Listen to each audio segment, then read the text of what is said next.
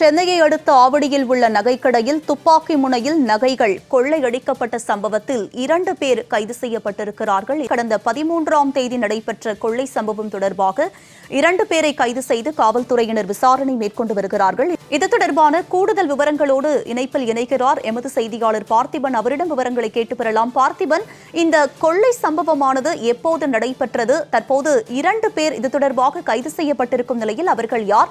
அவர்களிடம் விசாரணையானது தொடங்கப்பட்டு விட்டதா? விரிவான விவரங்களை பதிவு பண்ணுங்க. ஆவடி மாநகர காவல் ஆணையத்துக்கு உட்பட்ட முத்தாப்பேட்டை பகுதிகளில துப்பாக்கி முனையில் நகைக்கடையில் கொள்ளையடித்த சம்பவத்துல தொடர்புடைய, அதாவது அந்த குற்றவாளிகளுக்கு இடம் கொடுத்து அவர்களுக்கு சதித்திட்டம் தீட்டுவதற்கு ஏதுவாக செயல்பட்ட அந்த 2 பேரை ஆவடி மாநகர தனிப்படை போலீசார் கைது செய்து விசாரணை செய்ததில் அவர்கள் தான் அந்த குற்றவாளிக்கு இடம் கொடுத்தார்கள் என்பது உறுதி செய்யப்பட்டுள்ள. தற்போது அவர் 2 பேர் மீதும் வழக்கு பதிவு செய்யப்பட்டு அவர்களை கைது செய்து பூந்தமல்லியில் இருக்கக்கூடிய நீதிமன்றத்துக்கு அழைத்து சென்றிருக்கிறார்கள்.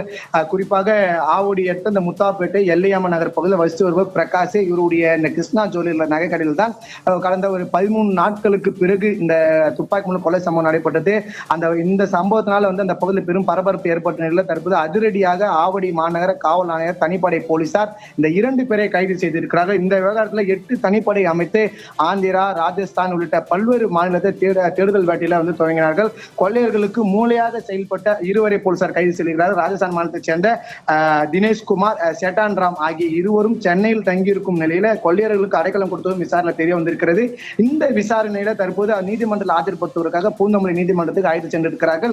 இந்த 2 கைது செய்யப்பட்ட நிலையில கொள்ளை சம்பவத்தில் ஈடுபட்ட அந்த முக்கிய குற்ற நபர்களை போலீசார் நெருங்கிவிட்டதாக தகவல் என்பது நமக்கு கிடைக்கப்பட்டிருக்கிறது. தொடர்ந்து போலீசார் விசாரணை மேற்கொண்டு வருகிறார்கள் என்பது குறிப்பிடத்தக்கது. உமா, உங்களுடைய விவரங்களுக்கு நன்றி பார்த்திபன்.